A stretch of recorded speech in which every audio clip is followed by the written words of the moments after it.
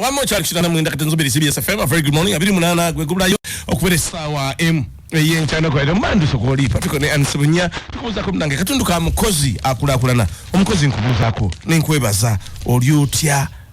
bigenda bitya webale kulemerako webale kulwana webale kumanya mulimu yakwebaza abakozi abamanya emirimu gyamu abafuddeyo n'omanya nti akalimu kange kano omanya olusi tubeera n'emirimu gino ne tutafaayo nnyo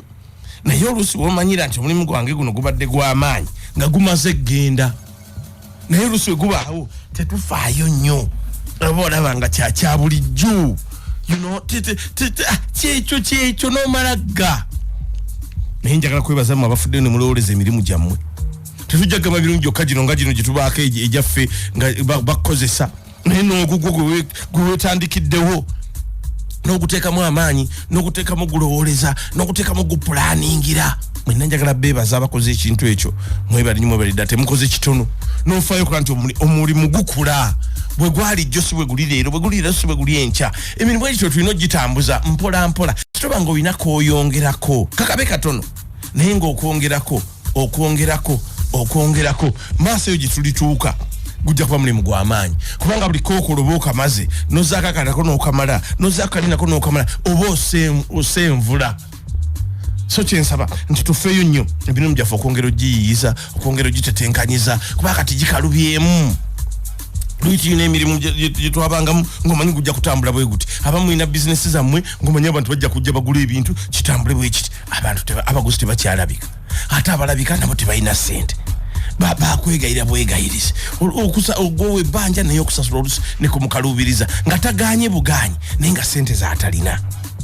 embeera yeyo gye tulimu kati kiba kitegeeza nti obwongo tuba tulina okubukozesa ennyo emirimu gyaffe tulina ogiyiyiza ennyo omulimu gwonna gw'okola kobe ng'otunda dduuka kobe ng'otunda mu katale kobe ng'oli wa ofiisi olina kyokola mu ofiisi wonna kati tulina emirimu giyiyiza ennyo amagezi tulina kusala mangi amagezi mangi mukyala yansesa mu katale wandege yagamba nti tutuuse abantu tubaguza amatooke ne tugabawaatira naye nti gye bujja twandiyesanga tugenze ewaka okugabafumbira ogende neeko gamufumbire omuleke ng'ali olyokoveeyo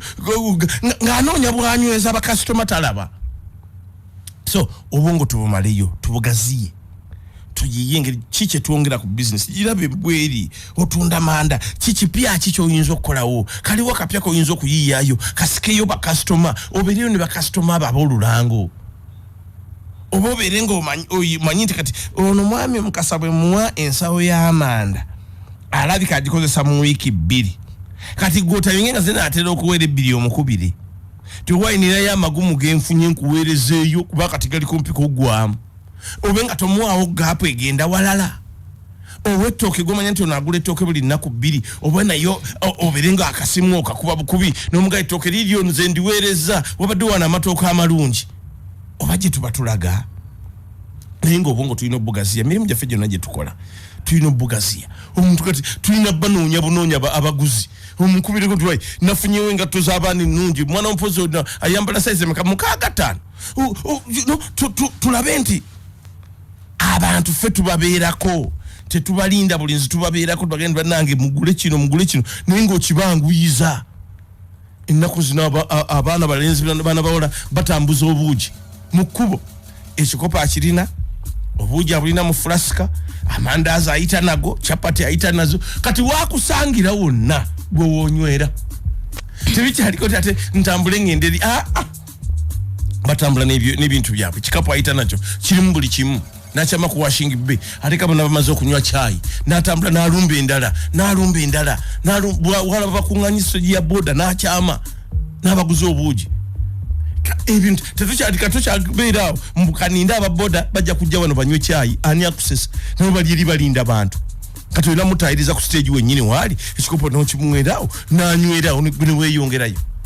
abo bayiiya bwe batyo naye kati gwe omulimu gw'oyinza guyiyiza otya okulaba nti naawe okolamu ekyenjawulo tusobole okufunayo ak'enjawulo kuba kati embeera yo ekyuse nkujjako nga tukyuse nayo tetujja kusobola kumalako so mu byonna kye tukola emirimu gyaffe tugiyize tulabeyo kaki ak'ensusso ke tusobola okuteekamu okulaba tusobola okufunayo ku bakasitoma tusobola okufunayo ku baguzi tusobola okufunayo ku bantu abettanira ebintu byaffe okusinga bwe tubadde nabuloli. Good morning. Gakuwebwa munno kabadde akatundu kaffe Omukozi akulakulana mu program Omukeeze n'enkya